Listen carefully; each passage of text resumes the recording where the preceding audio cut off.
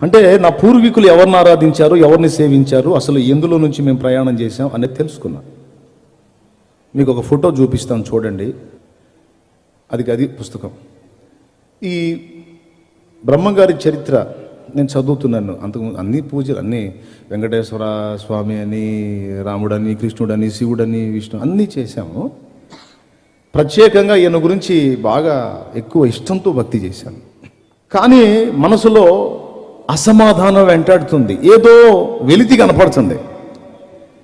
నేను ఫాలో అవుతున్నాను, కానీ నేను ఫాలో అవుతున్నది సంపూర్ణ సత్యమేనా, వీళ్ళందరూ కూడా నిజంగా దైవములేనా, వీరు నాకు మోక్షాన్ని ప్రసాదిస్తారా, వీళ్ళని ఆశ్రయించడం ద్వారా నేను నెమ్మది పొందగలుగుతానా, చచ్చిన తర్వాత నిత్య జీవానికి వెళ్ళగలుగుతానా అనే ఆలోచన నాకుంది.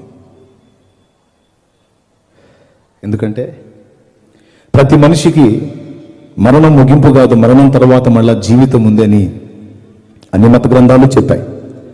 ఖురాన్ గ్రంథం చెప్పింది, బైబిల్ గ్రంథం చెప్పింది, అలాగే హైందవ సాహిత్యం, పురాణాలు కూడా చెప్పాయి. కాబట్టి మానవుడికి చావే ముగింపు కాదు, చచ్చిన తర్వాత మళ్ళా జీవితం ఉంది అని ఈ సాహిత్యాల్లో తెలుసుకొని బ్రతికితే మహాబ్రతికితే 70-80 బ్రతుకుతాం, తర్వాత ఇటు కూడా చేస్తాం. బ్రతుకులో నెమ్మది లేదు, చచ్చినా కూడా నరకం ఉందంటున్నారు. మరి ఇప్పుడు పరిస్థితి ఏంటని చెప్పని బ్రతుకులో సమాధానం దొరుకుతుందా, అది అందని ద్రాక్ష పండేనా, పోనీ సరే బ్రతుకులో అశాంతి ఉందా, చచ్చిన తర్వాత నా మోక్షానికి చేరతామా, నేను సరైన మార్గంలోనే ఉన్నానా అని న్యాయంగా ఆలోచించా. తప్ప రైటా? సహజంగా నా మతం గొప్ప అని కొద్ది కాలం ఆలోచించాను, కానీ తర్వాత నేను ఉన్నది రైటా రాంగ్ అనేది కూడా వెతుక్కున్నా. సరే, బ్రహ్మంగారి పుస్తకం చదువుతూ ఉన్నాను. నేను హెడ్ ఆఫ్ ద డిపార్ట్మెంట్గా భావించినటువంటి వాళ్ళు సృష్టికర్త బ్రహ్మ, స్థితికర్త విష్ణు, లయకర్త శివుడు. సృష్టి స్థితి లయ కారకులు ముగ్గురు, వాళ్ళని త్రిమూర్తులు అంటారు. ఈ త్రిమూర్తులు పెద్ద దేవుళ్ళు, వీళ్ళకంటే మించిన వాళ్ళు ఎవరూ లేరు, వీళ్ళే టాప్ అనేది నా అభిప్రాయం. ఈ బ్రహ్మంగారి కాలజ్ఞానం చదువుతూ ఉంటే, ఇది ఈ జవంగుల నాగభూషణ్ దాస్ గారు రచించినటువంటి బ్రహ్మంగారి కాలజ్ఞానం అండి. చివరిలో ఒక ఫోటో చూశానండి. ఈ ఫోటో అదిగో మీకు చూపిస్తున్నాడు చూడండి. కలర్ ప్రింట్ వచ్చింది చూడండి. ఈ కలర్ ప్రింట్ని కొంచెం అబ్జర్వ్ చేయండి. మధ్యలో ఒక పెద్ద ఆయన కూర్చున్నాడు, పైన లార్డ్ విశ్వకర్మ అని ఉంది. ఒట్టి మాటలు చెప్పడం కాదు, ఏదన్నా ఆధారం చూపించాలి, అందుకని మొత్తం సమకూర్చి తీసుకొచ్చా మీకోసం. ఆ పేరు చదవండి, లార్డ్ విశ్వకర్మ అని ఉంది. ఈ మధ్యలో ఆయన ఉన్నాడు. నేను హెడ్ ఆఫ్ ద డిపార్ట్మెంట్ అనుకుంటున్న ముగ్గురు నమస్కరిస్తున్నారు ఆయనకి. ఆయన వాళ్లే కాదు, వాళ్ళ భార్యలు, ఇతర దేవతలు మొత్తం కలిసి ఆయనకు సాగిలు పడుతున్నారు, ఆయన్ని పూజిస్తున్నారు, ఆరాధిస్తున్నారు. ఒక పక్క శివుడు ఆయన ఆరాధిస్తున్నాడు, విష్ణు ఆరాధిస్తున్నాడు, బ్రహ్మ ఆరాధిస్తున్నాడు, దేవతలు ఆరాధిస్తున్నారు. ఇదిగో కింద సరస్వతి, లక్ష్మి, వీళ్ళు కూడా ఆరాధిస్తున్నారు. మొక్కించుకునేవాడు గొప్ప, మొక్కేవాడు గొప్ప అని ఆలోచించా. మీరు చెప్పండి, ఎవరు గొప్ప? ఎవరు గొప్ప? మొక్కించుకునేవాడే గొప్ప కదా. అరే, సృష్టికర్త బ్రహ్మ అనుకున్నాను, బ్రహ్మ చతుర్ముఖ బ్రహ్మ వచ్చి ఆయనకి నమస్కారం చేస్తున్నాడు, ఈయనెవర్రా బాబు అని చెప్పని అనుకుంటే ఆయన గురించి లార్డ్ విశ్వకర్మ అని ఉంది. అప్పుడే చదవటం ఆ పేరు, అంతకుముందు ఆయన గురించి ఏం తెలియదు నాకు. వీళ్ళందరూ దేవతలంతా కలిసి ఆయనకు మొక్కుతున్నారంటే బహుశా ఇతడు పెద్ద దేవుడై ఉంటాడు, ఇతను మెయిన్ అయి ఉంటాడు. ఇతని స్టోరీ నాకు ఎట్ట దొరికిద్దబ్బా అని చెప్పని ఆలోచన చేసుకుంటూ ఉన్నాను. అక్కడక్కడ విచారించాను, కానీ ఆయన చరిత్ర ఎక్కడ దొరకలేదు నాకు. ఓ రోజు చిలకలూరుపేట ఆర్యవైశ్య గ్రంథాలయంలో పురుగు మందుల షాపు పైన ఉంటుంది కదా గ్రంథాలయం, తెలుసుగా. ఆ గ్రంథాలయానికి వెళ్ళి దాశరథి రంగాచార్య గారు తెలుగులోకి అనువదించినటువంటి చతుర్వేద సంహిత తీసుకున్నాను. చతుర్వేద సంహిత తీసుకుని ఫస్ట్ ఋగ్వేద సంహిత తీసుకున్నాను. అదిగో పడింది చూడండి అక్కడ. ఋగ్వేద సంహిత మీరు కూడా దొరుకుతుంది మార్కెట్లో, 1800 ఏమో పెడితే మీకు కూడా దొరుకుతుంది. తెచ్చుకొని స్టడీ చేయొచ్చు ఇంట్రెస్ట్ ఉంటే. ఏమండి, రోజులు లెక్కేసుకుంటే మొత్తం కలిసి మనం 100 ఏళ్ళు బతికితే మనం బతికే రోజులన్నీ 36,500 రోజులు. మొత్తం కలిసి ఒక 50 ఏళ్ళు కూడా బతకం. ఏది 100 ఏళ్ళు బతికితే 36,500 రోజులు మనం బతుకుతుంది. 36,500 రోజులు ఎవరు బతుకుతున్నారు? ఏదో జొన్నన్నో రాగన్నో సజ్జన్నో అవి తిన్నోళ్ళు కాస్త ఒక 90 దాకా బతుకుతున్నారు. ఇప్పుడంతా 30 దాటితే షుగరు, 40 దాటితే పొగరు, అంటే బీపీ అంతా వచ్చేస్తుంది. ఇప్పటికే 30 అయిపోయిన వాళ్ళు ఇంకా ఉంది 30, 40 అనుకుందాం. 30 ఏళ్ళు అయిపోయింది ఇప్పటికే. కొంతమందికి 40 అయిపోయింది, కొంతమందికి 50 అయిపోయింది, కొంతమందికి 60 అవుతుంది. 60 ఏళ్ళకి వచ్చి కూడా ఇంకా ఆశ, నేను ఇంకా ఇంకా గట్టిగా బతుకుతాను, ఇంకో 40 ఏళ్ళన్నా బతుకుదు. ఏం బతకవు. ఏదో నీ అంటే భ్రమపడుతున్నావు అట్లా, అంటే చాలా తెలివిగా మోసం చేసుకుంటుంటాడు మనిషి అట్లా. ఇప్పటికే 60కి వచ్చిన వాడు ఇంకా మహాబతికితో 10, 15 ఇప్పటి కాలాన్ని బట్టి. ఒక 15 సంవత్సరాలు ఆయుష్కాలం తీసుకుందాం, లేదా 30 ఏళ్ళ ఆయుష్కాలం తీసుకుంటే 10,000 చిల్లర వస్తుంది రోజులు. 10,000 చిల్లర వస్తుంది. 11,000 రోజులు కూడా లేవు. ఏది 30 ఏళ్ళ వయసు వచ్చిన వాళ్ళు ఇక బతకబోతున్న రోజులు 10,000 పై చిలుకుంటే అంతే. ఇప్పటికే 50 వచ్చిన వాళ్ళకి ఇంకా తగ్గిపోద్ది, 60 వచ్చిన వాళ్ళకి ఇంకా తగ్గిపోద్ది. ఇంకా రోజులు లెక్కేసుకోవటమే. ఒరే ఏంద్ర మమ్మల్ని సావు సావు సావు గురించి చెప్పి బెదిరి పెడుతున్నావు అనుకోకండి. నేను వాస్తవం చెబుతున్నా, దడుచుకుంటే నా తప్పు కాదు అది. నేను నిజం చెబుతున్నా. ఎందుకంటే ఎక్కడైనా కళ్ళు తెరవండి బాబు, అంత రక్త మాంసాలే. ఏ చిన్న అవయవం తేడా పడినా ముసుగేయటమే, ముఖానికి ముసుగేయటమే. అందరూ వస్తారు, అట్ట అయిపోయిందా అంటారు, తీసుకెళ్ళి భూస్థాపన చేసేస్తారు. 11 రోజు 15 రోజు దినం చేస్తారు. క్రైస్తవులు అయితేనే జ్ఞాపకార్థ కూటం పెడతారు. అయిపోయిన తర్వాత ఆ జ్ఞాపకాలు కూడా ఒక సంవత్సరంలో మర్చిపోతారు. ఇంకేం ఉండదు సోదరా. ఎంతటి వాడికైనా ఇదే జీవితం కాబట్టి, ఉండేది కొద్ది రోజులు కాబట్టి జీవిత సత్యం తెలుసుకోవాలి. అందుకని చెప్తున్నాను.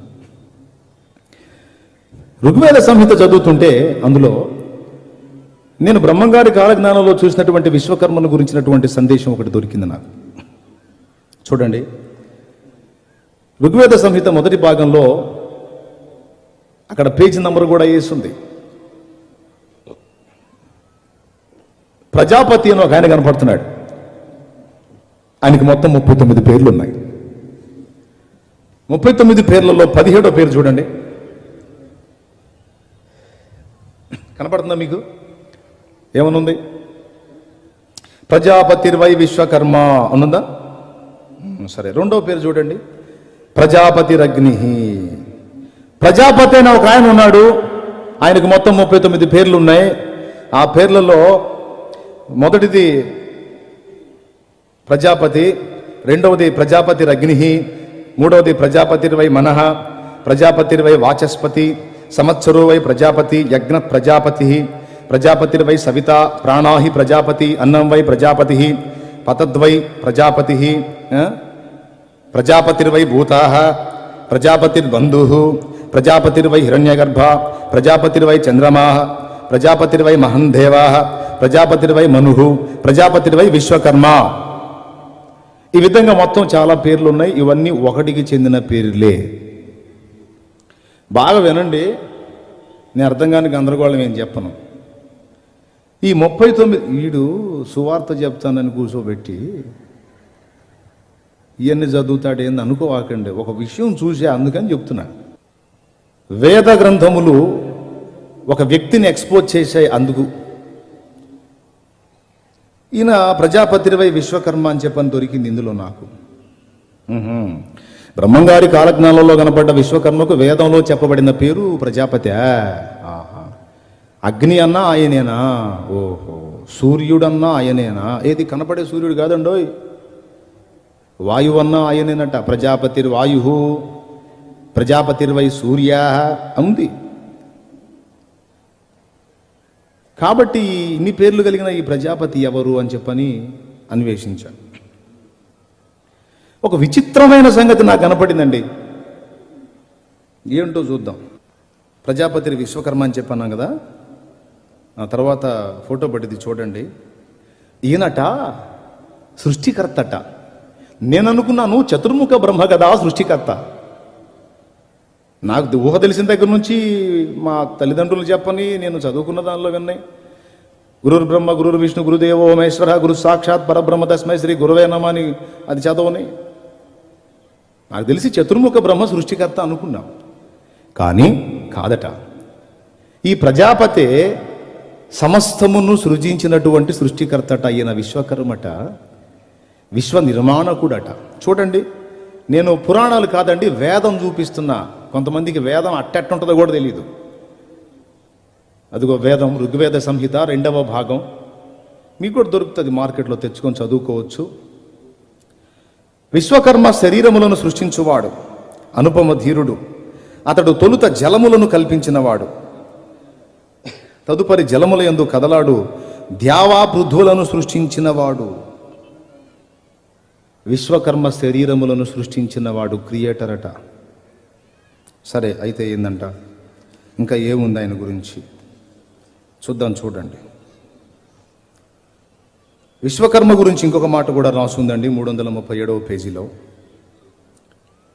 అతడు అజుడు, అంటే జన్మ లేనివాడు, జన్మరహితుడు. అతని నాభియందు బ్రహ్మాండము నిలిచినది, ఆ బ్రహ్మాండమునందు సకల ప్రాణులు ఉన్నవి. సకల భువనములను సృష్టించిన విశ్వకర్మను మీరెరుగరు. చూడండి, వేద ఋషులు ఘోషిస్తూ చెప్తున్నారు, సకల భువనములను సృజించినటువంటి విశ్వకర్మను మీరు ఎరుగరు, అది మీ బుద్ధికి అతనిని తెలుసుకుని శక్తి లేదన్నాడు. అజ్ఞానమును మంచు కప్పిన జనులు నానా కల్పనలు చేయుదురు, వారు ఇహభోగములకే యత్నింతురు, తాత్వికముగా ఆలోచించరు.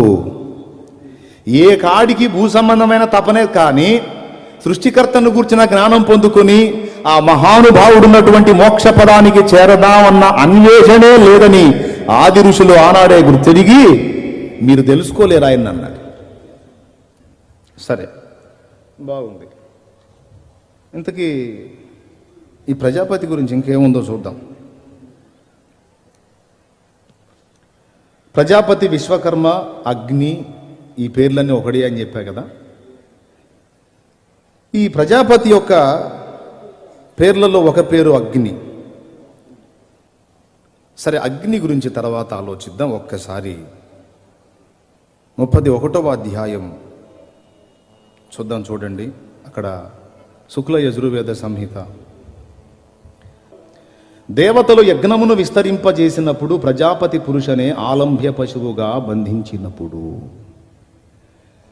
ప్రజాపతి అనేవాడు సృష్టికర్త, అతడే విశ్వకర్మ, అతడే అగ్ని.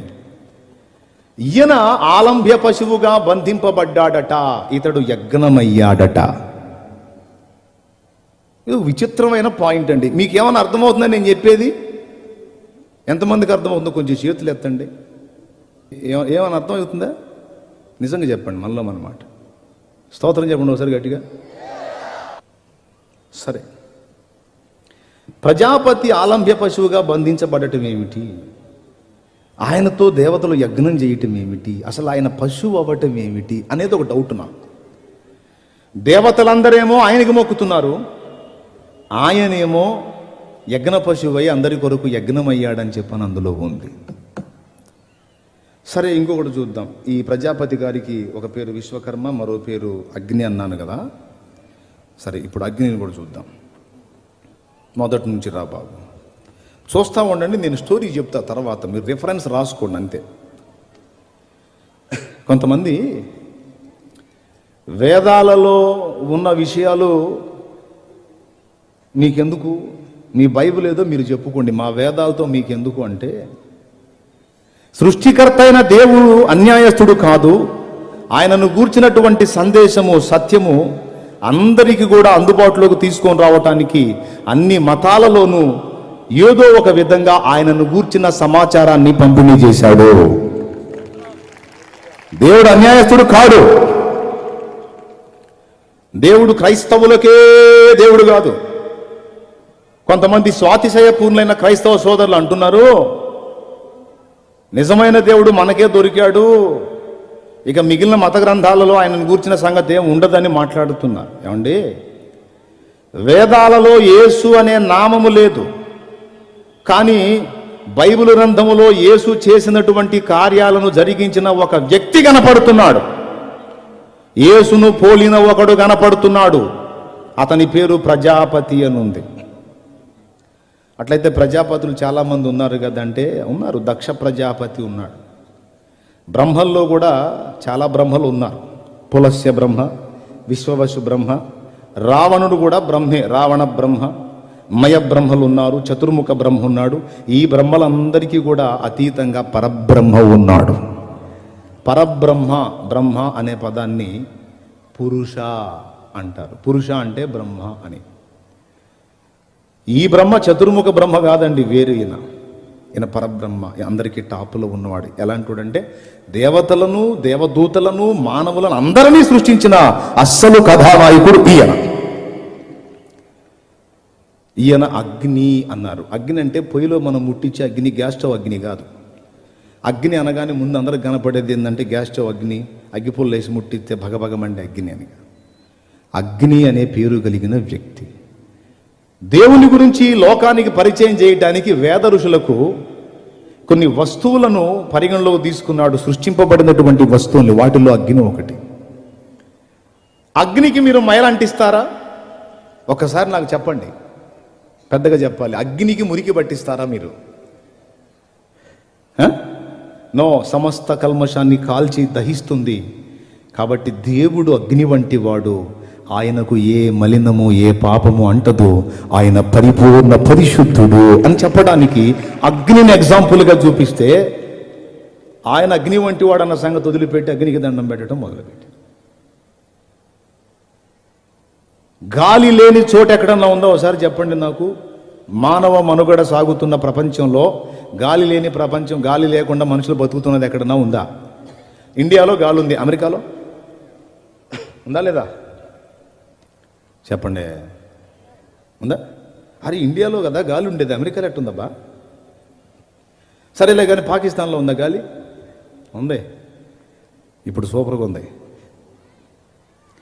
సరే, ఏ దేశంలోనన్నా చూడు గాలి ఉంది. వాయువు అని దేవుణ్ణి పిలిచారు. వాయువు అంటే గాలి, దేవుడు గాలి అని కాదు.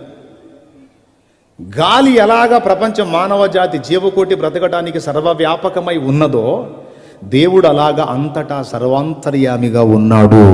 దేవుని సర్వాంతర్యామి తత్వానికి గుర్తుగా గాలిని చూపించారు వేద ఋషులు. సూర్యుడు,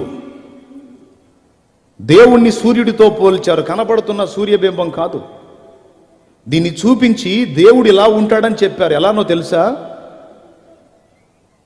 ఇక్కడ మనకి పొద్దు పొడుస్తుంది, ఇప్పుడు నైట్ అయింది కదా. అమెరికాలో ఇప్పుడు ఎట్లా ఉంటుంది చెప్పండి?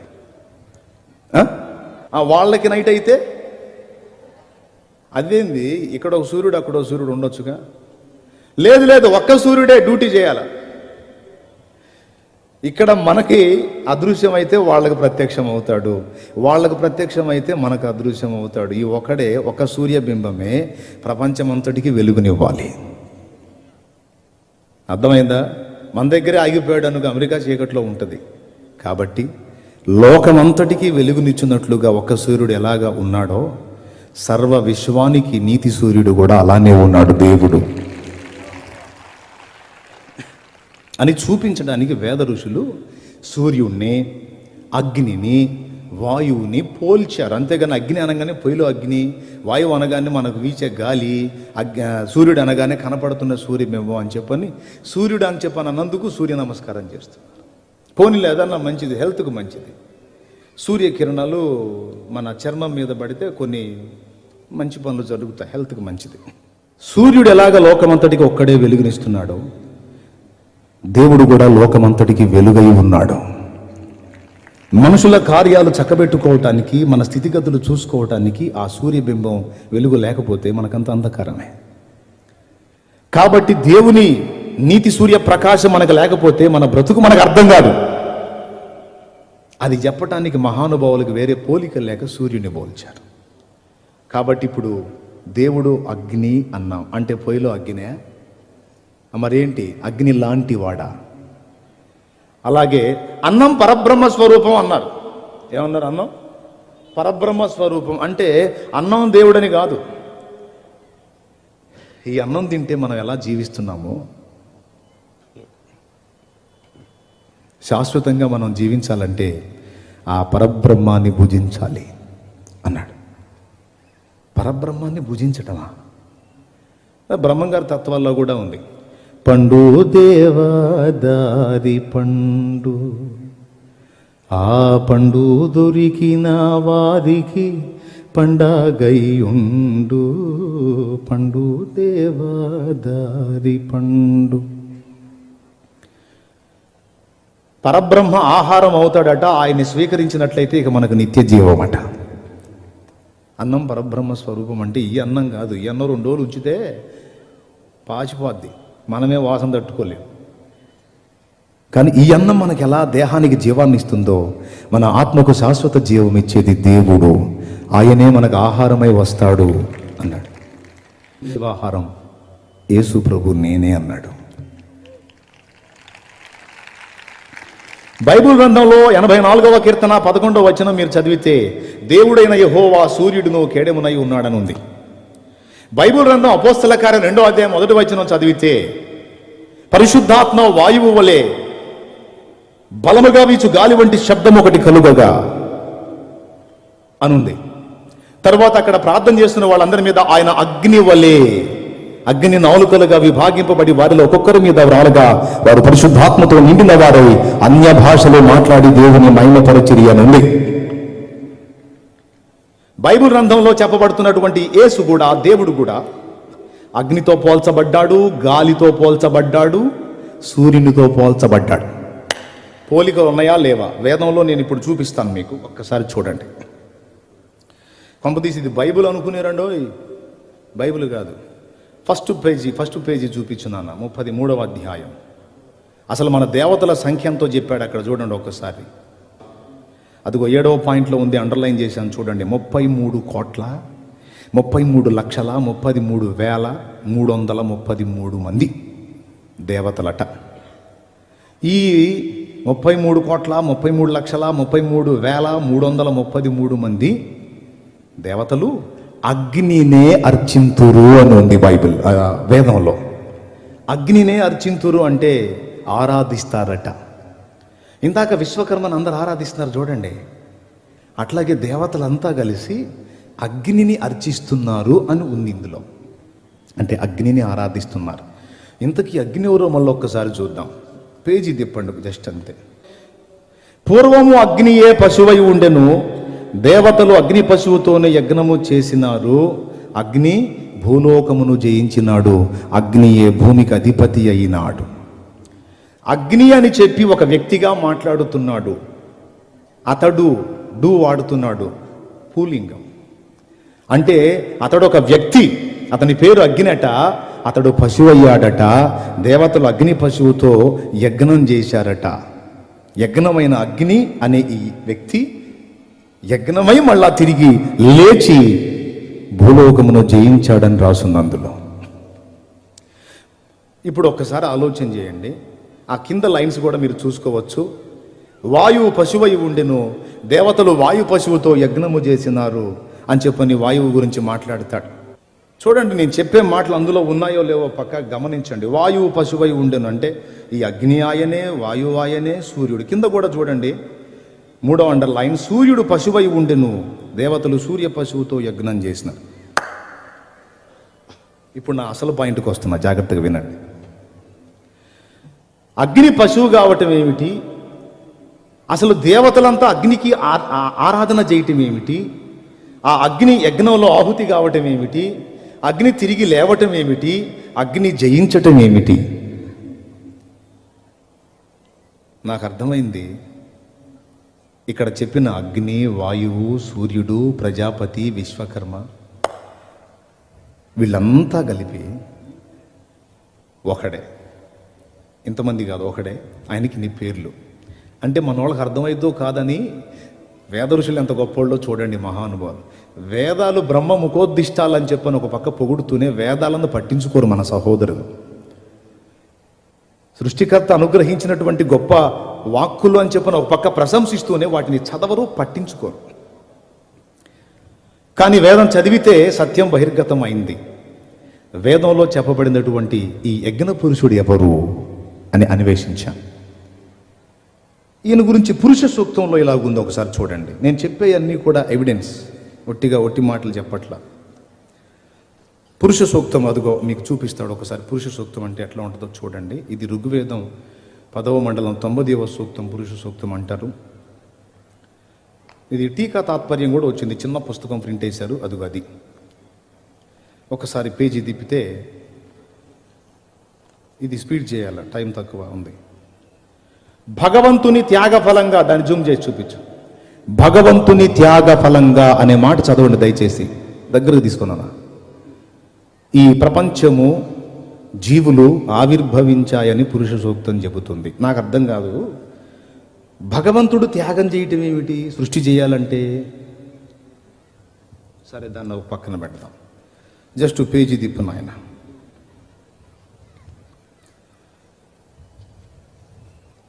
చూడండి, సృష్టి సైతం ఇటువంటి మహాయజ్ఞం వల్లనే సంభవించింది. ఈ అక్షరాలు మీకు కనపడుతున్నాయా? కనపడుతున్నాయా? ఎంతమంది కనపడుతున్నాయి? చేతులు ఎత్తండి. సృష్టి సైతం ఇటువంటి మహాయజ్ఞం వల్లనే సంభవించింది అని భగవంతుడు తననే ఆహుతించుకొని ఈ ప్రపంచాన్ని సృష్టించాడు. ప్రపంచాన్ని సృష్టించాలంటే భగవంతుడు త్యాగం చేయాలంట. ప్రపంచాన్ని సృష్టించాలంటే భగవంతుడు తనను తాను ఆహుతించుకోవడానికి ఇష్టపడాలంట. నేను చెప్పానా? బైబిల్ చెప్పిందా? కాదు, వేదము చెప్పింది. నేను మన సహోదరులను అడుగుతున్నాను, వేదం చెప్పినటువంటి ఈ మహానుభావుడు ఎవరు? యేసు కాదు అన్నాం, ఓకే, మరి ఎవరు అని నేను అడుగుతున్నాను. నేను అంటున్నాను, ఈ వ్యక్తి యేసే అని.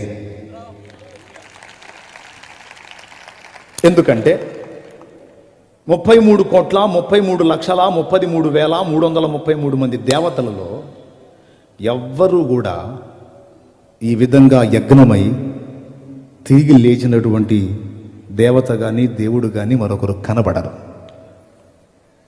హైందవ సాహిత్యం అంతా వెతికి నాకు చూపించండి, నేను తప్పకుండా నేర్చుకుంటాను. నేనేం గర్విష్ఠిని కాదు, నేను మతోన్మాదిని అంతకన్నా కాదు, మత ఛాందసవాదిని కాదు, సత్యప్రేమికుణ్ణి. ఎందుకంటే సత్యం నన్ను స్వతంత్రునిగా చేసింది, అందుకని సత్యం చెప్తున్నాను, సత్యాన్ని నమ్ముకున్నాను.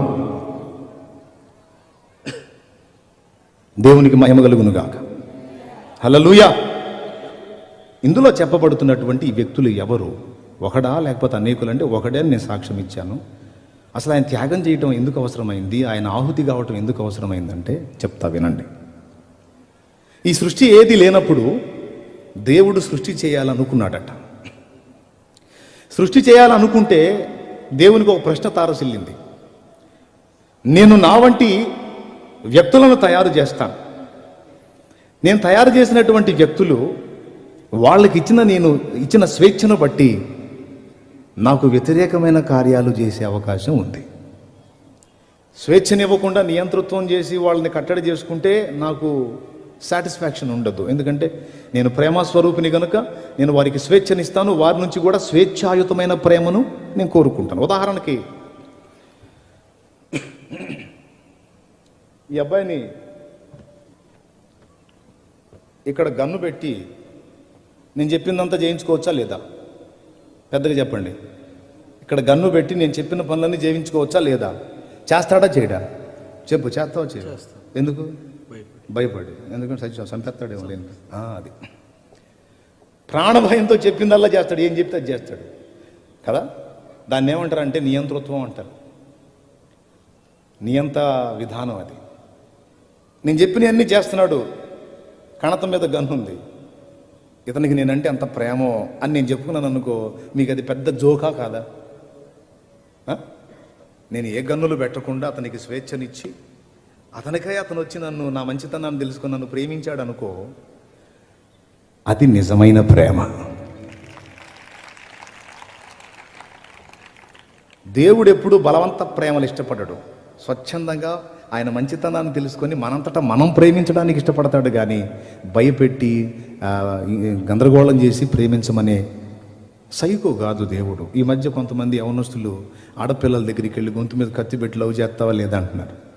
గొంతు మీద కత్తి పెట్టి లవ్ చేస్తావంటే ఏమంటుంది? ఇక మరి పిచ్చోడు లవ్ చేయకపోవటం ఏంట్రా నాయన, నువ్వంటే నాకు చాలా ఇష్టం, నేనే చెబుదాం అనుకుంటున్నాను, నువ్వే చెప్పావు, అసలు నీలాంటి వాడు దొరుకుతాడని నాకు. ముందు కత్తిది బాబు అంటది. కత్తి తీసి నాకు ఇంటికి చేరినాక ఇంకోటి కనపడను కూడా కనపడతాం.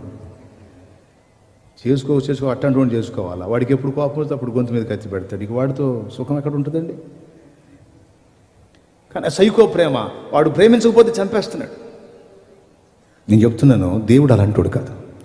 నీకు ఫ్రీడమ్ ఇస్తాడు, నువ్వు ఆయన మంచితనం తెలుసుకొని నీ అంతటా నువ్వు ఆయన్ని ప్రేమించేది ఇష్టపడతాడు. సృష్టికర్త ఆలోచించాడు, నేను దేవదూతలను చేస్తాను, మానవులను చేస్తాను, వాళ్ళకి స్వేచ్ఛను ఇస్తాను. ఇచ్చిన స్వేచ్ఛను దుర్వినియోగం చేసుకుని ఒకవేళ వాళ్ళు పాపం చేస్తే, అంటే నాకు వ్యతిరేకమైన పనులు చేస్తే, నా చేతులతో నేనే వాళ్ళని శిక్షించాల్సి వచ్చింది కదా. అసలు ఉనికిలో లేని వాళ్ళని తేవటం ఎందుకు? వాళ్ళకి స్వేచ్ఛనివ్వటం ఎందుకు? వాళ్ళు నాకు వ్యతిరేకమైన కార్యాలు చేయటం ఎందుకు? నేనే వాళ్ళని శిక్షించడం ఎందుకు? అసలు చేయకుండా ఉంటే పోలా? కరెక్టా కాదా మీరు చెప్పండి? అలాగని చెప్పని చేయలేదనుకో, ఆ ప్రేమస్వరూపి యొక్క ప్రేమకు అర్థం లేదు, ఆ ప్రేమను పంచుకునే అవకాశం లేదు. పొద్దంతా చాకిరీ చేసి సాయంత్రం ఇంటికి వచ్చేటప్పుడు మన నాన్న కాయలు అవి తీసుకొని వస్తాడు. లేకపోతే నువ్వైనా తమ్ముడు పొద్దంతా చాకిరీ చేసి ఇంటికి పోయేటప్పుడు పిల్లలకి ఏం తీసుకెళ్తావు? కాయలు పళ్ళు తీసుకెళ్తావు కదా. తీసుకెళ్ళి ఇంటికి పోగానే భార్య వస్తుంది, కవర్ తీసుకుంటుంది, పిల్లలు వస్తారు, తల ఒక పండు తీసుకుంటారు. నాన్న తెచ్చాడు అంటే పొద్దున్న నుంచి చేసిన చాకిరీ అంతా మర్చిపోతాడు. వాడు ఇంకోటి తీసుకోరా, ఇంకోటి తీసుకోండి, ఇది తిని ఇంకోటి తింటాను అంటాడు అనుకో. సరే, ఒకడు కడుపాత్ర పిల్లలు ఉంటారు, తెచ్చినోడికి ఒక కాయ కూడా ఉంచరు. కొంతమంది పిల్లలేమో కాయలు తెచ్చిన దానికి ముద్దు పెడతారు. ఒకడు ఉంటాడు దుండగుడు, ఒక చూపు చూస్తాడు, ఆ కవర్కి వెళ్ళి దాన్ని లాక్కుంటాడు, ఇంకేమన్నా తెచ్చావా అంటాడు. ఇది తినరా అంటే ఇయ్యనా అని పోతాడు. వీడు ఒక దుండగుడు. పిల్లలు ఎట్టంటి వాళ్ళు కూడా ఉంటారు. సరే, వాడు ఎట్టపోయినా సరే పిల్ల జల్ల అంటూ ఉంటే, లేదా భార్య లేకపోతే తల్లి తండ్రి ఏదో ఒక ఆదరణ, ఏదో పలకరించుకోవడానికి, ప్రేమ పంచుకోవడానికి వ్యక్తి అంటూ ఉంటే బజార్ నుంచి కాయలు వస్తాయి. లేకపోతే అసలు ఎక్కడికి తీసుకెళ్ళాలి, ఎవరికి తీసుకెళ్ళాలి, తన ప్రేమను ఎవరికి పంచాలి, ఎదుటి ప్రేమను ఎలా ఆస్వాదించాలి, అవకాశమే లేదు కదా. తన ప్రేమని పంచుటకు, ఎదుటి వాళ్ళ ప్రేమను పొందుటకు పరమాత్మ కోరుకున్నాడు. అందుకే సృష్టి చేయాలనుకున్నాడు. అయితే ఈ చిక్కు సమస్య వచ్చింది ఏంటంటే, ఖచ్చితంగా మనం పాపం చేస్తామని ముందే తెలుసు ఆయనకి. ఇప్పుడు చేయాలా వద్దా అంటే ఒక ఆలోచన చేశాడు. అప్పుడే నేను బిడ్డల్ని సృష్టిస్తాను, ఒకవేళ వాళ్ళు నాకు వ్యతిరేకంగా పాపం చేస్తే, ఆ పాపానికి వచ్చే ప్రతిఫలం ఏదైనా ఉంటే ధర్మశాస్త్రం ప్రకారం అది నా బిడ్డల పక్షంగా నేనే నా మీద వేసుకొని భరిస్తాను.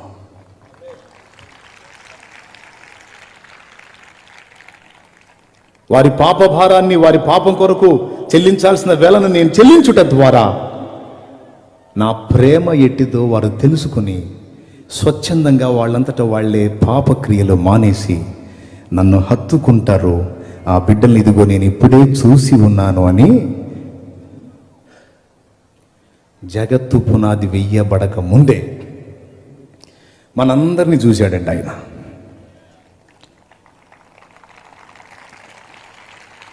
షాలేమును చూశాడు అప్పుడే, కిరణ్ చూశాడు అప్పుడే, సాల్మాన్ అన్నను చూశాడు అప్పుడే.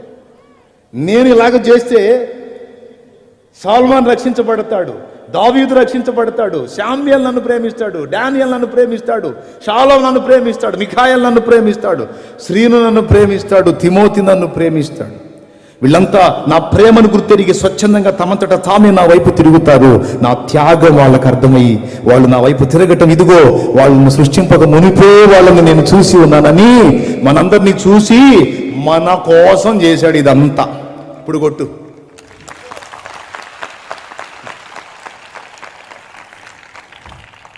ఎవరి కోసం చేశాడు? మన కోసం. ఆయన ప్రయాస వట్టిదైందా? కాలా.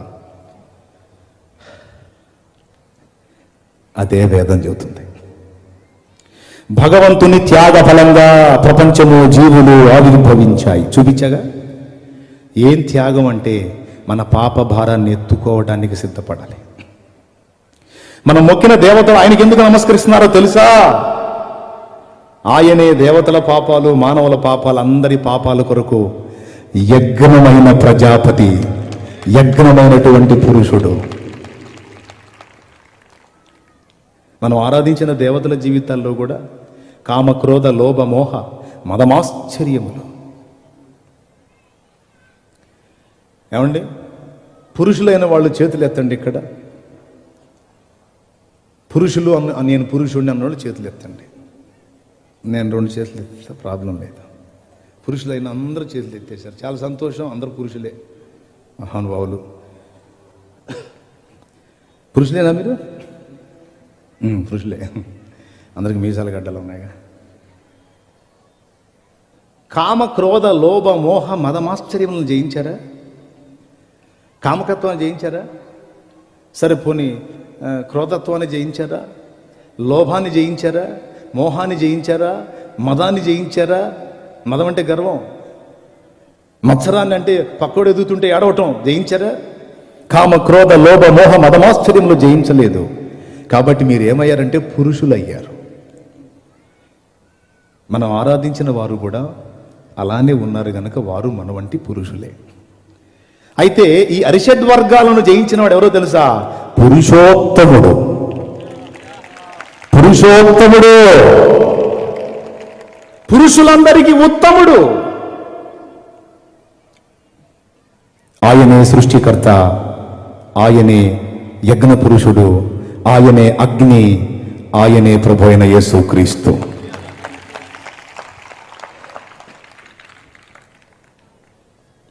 ఒకవేళ నేను చెప్తుంది ఇది సత్యం కాదు అని ఎవరైనా హైందవ సోదరులు అంటే నేనేమనను. మరి ఇందులో చెప్పబడినటువంటి ఈ వ్యక్తి ఎవరో నాకు కొంచెం ఒక పుస్తకం రాసిస్తే నేను చదువుకొని నేను వాటిని పంచుతా. ఎవరికో తెలుసా? క్రైస్తవ సంఘానికి పంచుతా. దేవునికి స్తోత్రం. ఇది భవిష్య మహాపురాణం. ఇందులో యేసుక్రీస్తుని గురించి స్పష్టంగా రాసుంది. ఇప్పుడు దాకా వేద సాక్ష్యం చెప్పాను, ఇప్పుడు పురాణ సాక్ష్యం, భవిష్య పురాణం. అది భవిష్య పురాణం. పైన ఉంది చూడండి, పేరు భవిష్య మహాపురాణం అని. అందులో లోపల పేజీ చూడండి జాగ్రత్తగా. ఆ పైన చూడండి, శాలివాహనుడు యేసు ప్రభు అనే మాటలు ఉన్నాయి. ఒకనాడు యుగపురుషుడును శకపురుషుడునైన శాలివాహన చక్రవర్తి హిమగిరి శిఖరం మీదికి వెళ్ళాడు. అక్కడ హూణదేశ మధ్యంలో నున్న పర్వతంపై అతనికి ఒక సుందర పురుషుడు కనబడ్డాడు. అతని శరీరం గౌరవర్ణ కాంతులను ప్రసరింపజేస్తుంది. ఏమండి, అతన్ని చూడగానే అప్రయత్నంగా కలిగిన ప్రసన్న భావంతో చక్రవర్తి అడిగాడు, మహానుభావ మీరెవరు అని. అప్పుడు ఆయన అన్నాడు, నేను ఈశపుత్రుడను, అంటే దైవ కుమారుడను, కుమారి గర్భము నుండి ఉత్పన్నమైన వాడను. పెండ్లైన ఆమె శ్రీమతి, పెండ్లి కాని ఆమె కన్య కుమారి అంటారు. కుమారి గర్భము నుండి ఉత్పన్నమైన వాడను, నేను మ్లేచ్ఛ ధర్మ ప్రచారకుడను, సత్యవ్రతమందు స్థితుడను అని యేసు తను గూర్చి తాను చెప్పుకున్నాడని శాలివాహనుడు సాక్ష్యం ఇచ్చినట్టు భవిష్య పురాణంలో ఉంది. అసలు మా హైందవ సాహిత్యంలో మీ యేసు గురించి ఎందుకు ఉంటుందండి బాబు? మీదేదో మీరు చెప్పుకుంటారు నాయనా అని చెప్పని మొత్తుకుంటున్నారు. నా బాధ ఏంటంటే, మనవాళ్ళ బాధ ఏంటంటే, దేవుడు అన్యాయస్తుడు కాడు సోదరా, ఆయన నిజమైన దేవుడు. ఆయన మీకు ముస్లిం సోదరులకి, క్రైస్తవ సోదరులకి, అందరికీ తన గురించి సమాచారం, ఇన్ఫర్మేషన్ ఇచ్చున్నాడు. ఆయన కొంచెం చూస్తే మీరు బతికిపోతారు, నరకం తప్పించుకొని పరలోకం వస్తారని మేము కొట్టుకుంటుంటే వాళ్ళేం మమ్మల్ని కొడతారు, తిడతారు, చంపుతామంటారు, ఏదేదో అంటారు. ఏమైనా సచ్చినా సరే సత్యం చెప్పే సత్యం.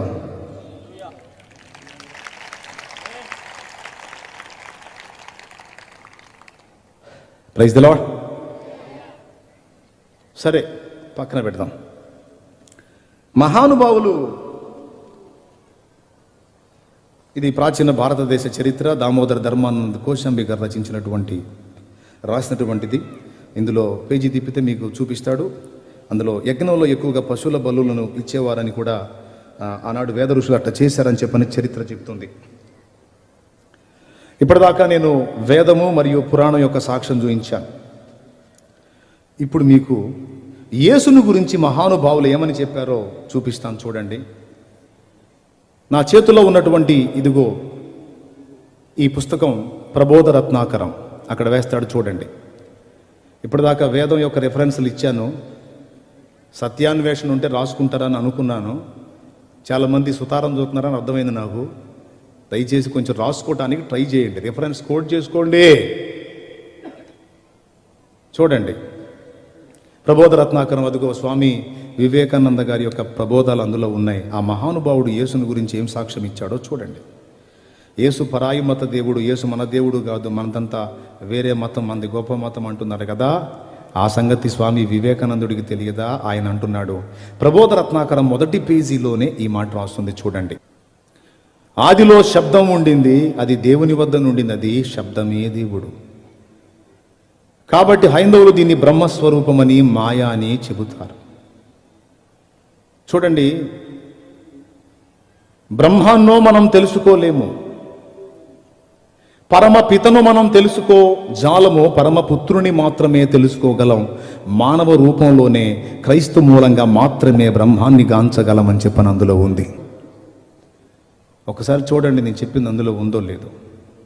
ఎందుకంటే ఎన్ని చెబుతారండి కల్లబొల్లి మాటలు, ఎన్నో ఉన్నాయంటావా అంటారు. ఇదిగో బాబు సాక్ష్యం. మహానుభావులు, సంఘ సంస్కర్తలు వారు ఇచ్చిన స్టేట్మెంట్ యేసును గురించి, పరమ పితను మనం చేరాలి అంటే పరమపుత్రుని ద్వారానే, మానవ రూపంలో క్రీస్తు ద్వారా మాత్రమే బ్రహ్మాన్ని గాంచగలం. అంటే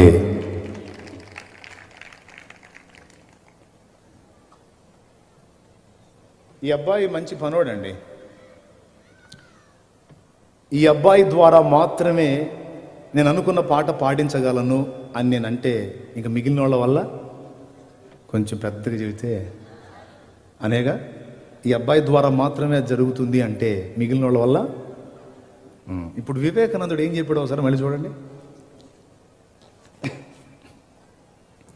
ఒకసారి చదవండి. మానవ రూపంలోనే క్రైస్తు మూలంగా మాత్రమే బ్రహ్మాన్ని గాంచగలం అంటే ఇక ఏ మార్గంలో ప్రయాణం చేసినా వట్టిదే అని స్వామి వివేకానందుడు సాక్ష్యం ఇచ్చాడు. చప్పట్లు కొట్టాలనిపించట్లేదా మీకు? సత్యం చెప్తున్నాను చూడండి. తర్వాత స్వామి వివేకానందుడు ఏం మాట్లాడుతున్నాడు రెండవ సాక్ష్యం చూడండి. లోకుల పాపమును యేసు హరిస్తున్నాడని చెప్పాడు చూడండి. చూడండి, పరిపూర్ణలం అవ్వడానికి మార్గము క్రీస్తు మనకు చూపుతాడన్నాడు. బాబా ఏం స్టేట్మెంట్ చూడండి. నువ్వు సంపూర్ణ దైవత్వాన్ని స్వతంత్రించుకోవాలంటే ఆ రూట్ యేసు మాత్రమే చూపిస్తాడు. ఇక ఏ విధంగా తిప్పలు పడ్డా ఒట్టిదే అంటున్నాడు. ఉంది చూడండి. మూడవ మాట, ఫస్ట్ మాట చెప్పాడు యేసు ద్వారా మాత్రమే మనం సృష్టికర్తను గాంచగలం. రెండోది చెప్పాడు యేసు లోకుల పాపాన్ని హరిస్తున్నాడు. మూడోది చెప్తున్నాడు ఆయనలో ఎలాంటి అపరిపూర్ణత లేదు, ఆయన అన్నిటినీ జయించిన వాడు, పరిపూర్ణ పరిశుద్ధుడు అని. నజరేయుడగు యేసును గురించి మహానుభావుడు స్వామి వివేకానందుల వారు ఎలుగెత్తించిన సాక్ష్యం అది. నేనేదో నా నోటి మాటలు చెప్తే తప్పవుతుంది. నేను కోరుకుంటున్నది ఏంటంటే, నా సహోదరి సహోదరులు అందరూ హైందవులు మంచోళ్లే, ముస్లింలు మంచోళ్లే. దేవుడు క్రైస్తవులకే స్పెషల్ కాదు. అపోస్తల కార్యం 10వ అధ్యాయం 34వ వచనం ఇలాగుంది, చదువు ఒక్కసారి. దేవుడు పక్షపాతి కాడని, దేవుడు పక్షపాతి కాడు అని నిజముగా గ్రహించను. ప్రతి జనములోను. చూడండి చూడండి చూడండి, హిందువు కావచ్చు, ముస్లిం కావచ్చు, క్రైస్తవుడు కావచ్చు, బౌద్ధుడు కావచ్చు, అరబ్బు కావచ్చు, ఎవరైనా కావచ్చు, ప్రతి జనములోనూ ఆయనకు భయపడి నీతిగా నడుచుకుని వారిని ఆయన అంగీకరించును. లేరా వేరే మతాలలో నీతిమంతులు? లేరా వేరే మతాలలో సత్యాన్వేషకులు? వేద ఋషులు క్రీస్తు పూర్వం 2000 ఏండ్ల నాడు, అంటే దాదాపు 4000 సంవత్సరాల క్రితం ఆ మహానుభావులు చెట్ల కింద పుట్టలు మొలిచిన దాకా తపస్సులు చేసి ప్రత్యక్షతలు పొందుకొని ఆ మహానుభావుని కూర్చున్న కొన్ని నిరూపణలు, కొన్ని పోలికలు అప్పటికి యేసు నామం బయలుపరచబడలేదు గనుక ఆ యేసును గురించిన కొన్ని పోలికలు ఇందులో ఉన్నాయని చూపిస్తున్నారు. వారికి ఎవరు చెప్పారు ఈ సంగతి? రక్తం చిందించకుండా పాపక్షమాపణ కలగదన్న సంగతి వాళ్ళకి ఎవరు చెప్పారు? పరమాత్మయే బయలుపరిచి ఉండాలి, లేదా వారి పితరులైనా చెప్పు ఉండాలి. అందుకే వారి సత్యాన్ని గ్రంథంలో తెలియజేశారు. నేను చెప్తుంది ఏంటంటే, నేను మతం మారలేదండి, నేను మతం మారలేదు. నేను అంతవరకు చేసినటువంటి దేవీ దేవతలను కూడా నేను తిట్టట్లా. వాళ్ళు ఎవరో తెలుసుకున్న వాళ్ళు 33,33,33,333 మంది దేవతలు. వాళ్ళంతా కూడా అరిషడ్ వర్గాలకు బానిసలు అయిపోయారు. నీలాంటి నాలాంటి సాధారణ వ్యక్తులని నాకు అర్థమైంది. వీళ్ళందరూ కలిసి ఎవరిని అర్చిస్తున్నారో, ఎవరిని ఆరాధిస్తున్నారో ఆ అగ్నిని ఇప్పుడు నేను పట్టుకున్నాను. ఇది వాస్తవం. ఎవిడెన్స్ చూయించి మాట్లాడాను. సత్యం చూపించకుండా మాట్లాడితే నేను అబద్ధీకుడిని అవుతాను. ఆ అవసరం నాకు లేదు. స్వామి వివేకానందుల వారు మహానుభావుడు. జీవిత చరిత్ర ఏమన్నాడో తెలుసా? అదిగో అది చరిత్ర.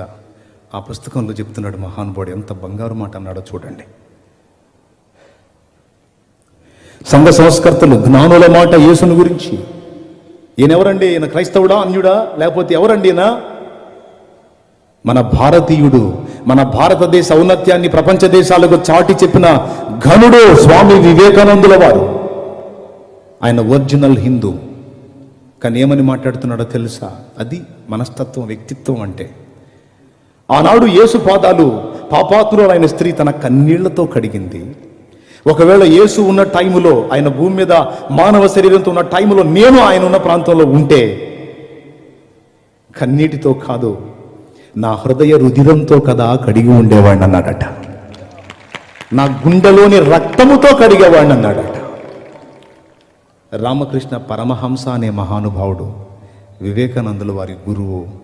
ఆయన కూడా బైబిల్ చదివించుకుని బైబిల్లో ఉన్నటువంటి యేసు సాక్షాత్కారం పొందినట్టు ఇదిగో నేను చూపిస్తున్నాను చూడండి. స్వామి వివేకానంద యొక్క గురువు గారు రామకృష్ణ పరమహంస రెడీ చేసినది చూడండి, చూపిస్తున్నాడు. ఆ పేజీ నెంబర్ రాసుకోండి. యేసు ప్రభుని గురించి ఏం చెప్పారో అందులో రాసుంది.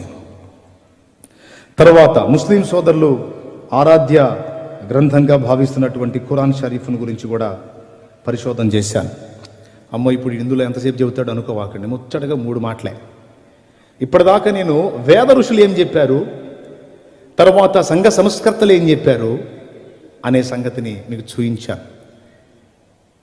వాళ్ళందరూ చెప్పినటువంటి ఏకైక వ్యక్తి ప్రభువైన యేసుక్రీస్తు. ఈ సత్యం ప్రపంచ ప్రజలలో 60% మందికి అర్థమైంది.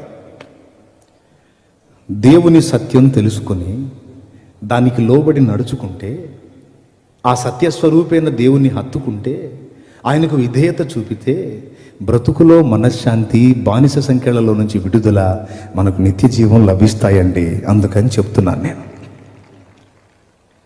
ఖురాన్ షరీఫ్లో ఈసా కన్యకు పుట్టాడని రాస్తుంది.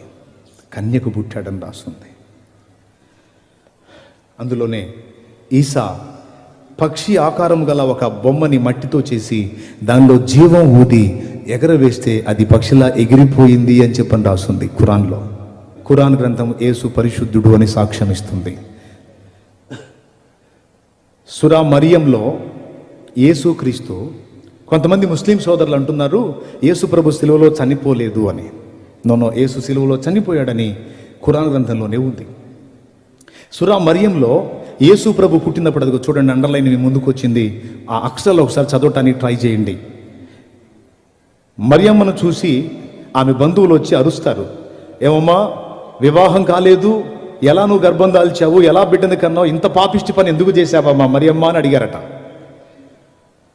నీ తల్లిదండ్రులు కూడా చాలా మంచోళ్ళు, వాళ్ళ కడుపున చెడబుట్టావు కదమ్మా, ఎందుకు ఇంత పని చేసావని చెప్పని వాళ్ళు బాధపడితే మరియ ఏమీ చెప్పలేక ఉయ్యాలలో ఉన్న యేసు వైపు చూపించిందట. అప్పుడు వారు యేసు దగ్గరకు వచ్చి, ఉయ్యాల్లో ఉన్న ఈ పసిబాలుడు ఏం సమాధానం చెప్తాడు మాకంటే, ఆయన పలికాడట. ఉయ్యాల్లో అప్పుడే పుట్టిన పసిబిడ్డ మాట్లాడాడట. ఏమనో తెలుసా? నేను చనిపోయే రోజు, తిరిగి లేపబడే రోజు నాకు శాంతి కలుగుతుంది గాక అన్నాడట. ముస్లిం సోదరులు అంటారు యేసు సిలువలో చనిపోలేదు అని. యేసు ప్రవక్త కాదా అంటే యేసు ప్రవక్త అని మేము ఒప్పుకుంటాం అన్నారు. ప్రవక్త అబద్ధాలు ప్రవచిస్తాడా? యేసు స్పష్టంగా చెప్పాడు ఏమని అంటే, నేను పుట్టినరోజు ఉందా అక్కడ రిఫరెన్సు, అలాగే నేను మరణించే రోజు పాపుల కొరకు, అలాగే తిరిగి బ్రతికింపబడే రోజు శాంతి కలుగుతుంది.